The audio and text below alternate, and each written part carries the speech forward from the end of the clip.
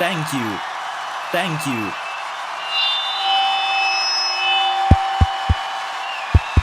Thank you. Thank you. You're too kind. Uh, uh, uh.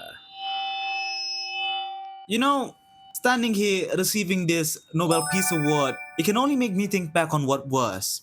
It feels as if it was only yesterday that I had made my war bad post. In fact, it was. But I'll tell you what, all that 5 minutes of relentless ChatGPT prompting, it's all worth this tiny piece of metal, which symbolizes that I, an unemployed 20-something Doesn't he year old, have a chemical have engineering contributed degree? more peace from my dorm room than the actual people on the front lines. That's right, that's right, I am the best. To honor my bravery, let us all revisit history in motion. Hold on, let me just... Nope, nope, there you are. Yeah, okay. What's up next? The Nobel Prize is the highest level achievement one may gain in the field of science, peace, and literature. It was also made by a war profiteer who, well, named the thing after himself, so let's just say he wasn't any kind of literary genius neither. It is rewarded only to the cream of the crop, those who have done excellent contributions to their respective fields, and occasionally, the most conveniently timed politicians. You most likely are neither of these, so winning a Nobel Prize would then be absolutely out of the question, right? Right? Well, Bako, I'm unemployed, so I got a lot of time for, let's just say, meditations, and I think I came up with a way that would allow someone like you to get a Nobel Prize. I'm Sam from Unquestionably Sane, where we answer questions only asked by the unquestionably sane. Stay tuned. Before you try and break the game, you need to first understand the rules. To win a Nobel Prize, you need to be voted for it, which sounds simple enough, right?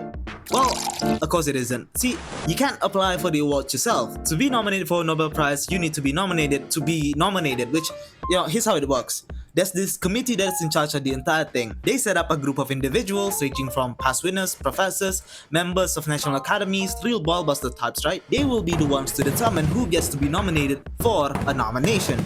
I say that because the nominees from this initial group is then handed out to a different group who sets up the final list of potential winners. These potential winners are the actual ones that the larger academy votes for. It's important to note that all of this is done really hush-hush too. So in any stage, nobody, not even you outside of the group, would know that you'll be nominated. And before you start making that really obvious Schrodinger's cat joke, just so you know, you will be banned for life and one of the agents will come and find you and do horrible things to your foreskin. If you had paid attention until now, which if my YouTube analytics is to be trusted, you haven't, one critical thing becomes clear. It's all a game of popularity. Yes, the award is technically handed out to the best of the best, but just like war crimes, at the end of the day, it's all subjective really. That, my friends, is when I stopped meditating and started scheming. I pulled out the good shit and came up with the following guide on winning a Nobel Prize for nobodies. Step number 1. Choosing the right category. There is 6 different categories of Nobel Prizes. We got chemistry, physics, medicine, peace and literature, and econ, which was not there originally but was lobbied for by the Swedish Central Bank, most probably using IKEA furniture bribes. You could probably tell that not all of these are made equal. So of course, we need to find out which category would have the highest chances of you winning. Chemistry, physics, and medicine are immediately out. These were where people like Albert Einstein and Stephen Hawking competed. The dude that changed the way we saw the universe won once, 16 years after he published his work about the photoelectric effect. Not relativity, mind you, because apparently the group of nerds back then thought it was too theoretical, which is still way better than what Stephen Hawking got, which is a total of 0 Nobel Prizes. So, needless to say, the chances of you making stuff up and winning a Nobel Prize here is a bit iffy. Next up, econ. No. Look, it wasn't part of the original 5, Alfred Nobel didn't put it in, the Nobel family didn't like it, Peter Nobel, a descendant of Alfred, called economists charlatans. One winner, Friedrich Hayek, said during his acceptance speech, "If I had been consulted, I would have decidedly advised against it." In this video, we are trying to win a Nobel Prize the easiest, laziest way possible. We are not geniuses, we are not visionaries, in all reality, we are lazy scumbags with delusions of grandeur. But I'll be damned if we become economists. Finally, we are left with peace and literature. Already both don't require any form of educational background, so for once, you actually qualify for something. But even so, it still means that you gotta do some crazy humanitarian work and or make the next generation defining literature, right? Right? Step number 2. PR like crazy. Remember, it's a game of popularity. Literally, the only difference between a Nobel laureate and a Grammy Award winner is that one of them didn't have to blow the committee. It's not the one that you think. Again, just by virtue of you watching this video, chances are you don't got the money to hire a professional team. But not to worry, you don't need to. It's pretty much the same as making a YouTube channel. All you need is a face, ChatGPT, a fresh email, Instagram, and Canva. These will be the tools that will get you into the spotlight and onto nomination lists. As to how, well, that's what the ChatGPT is for. But to start, make a crybaby backstory, like how listening to Winston Chains makes you want to abolish borders and end all wars, or how listening to Coldplay makes you want to enforce borders and start a few wars. Go on to Canva, pick a template, and it's fine as long as they don't have any primary color. Slap it on there, maybe a picture of a recent tragedy on the background, and then post it on Instagram. Boom. You're an up-and-coming voice of the people. Even so, you can just make stuff up out of nothing. We're already treading on thin ice here, let's not start jumping. Step number 3. Doing the bare minimum. And I mean the bare minimum. You don't need at all to fight for peace. All you need to do is to advocate for it. Or, even better, be seen advocating for it.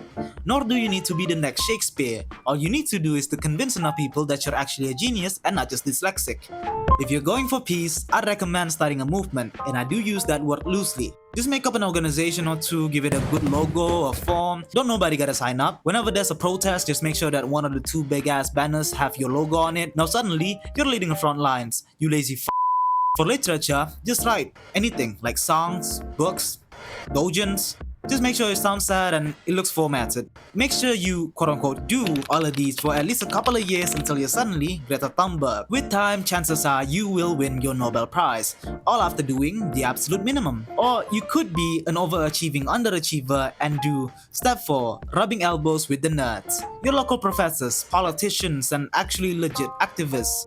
The ones whose vote actually matters. You need to get them on board with you. To do so effectively, I propose you to adopt a stalker mentality. Lurk around the places that they would go, lectures, panels, gay strip clubs for old male politicians. Once they're comfortable with your existence, make sure they notice it, ask questions here and there. Meet up with them after the whole thing. Gradually, you increase the frequency of your interactions, get invited to their home for dinner, plant microcramas and monitor their every movement, eventually forming a schedule. And once they're at their most vulnerable point, kidnap their families and use them as bargaining chips for their votes. Casual networking. Make sure that all of this is executed perfectly and that Nobel Prize might as well already be in your shelf. Not because you changed the world, but because people thought you did.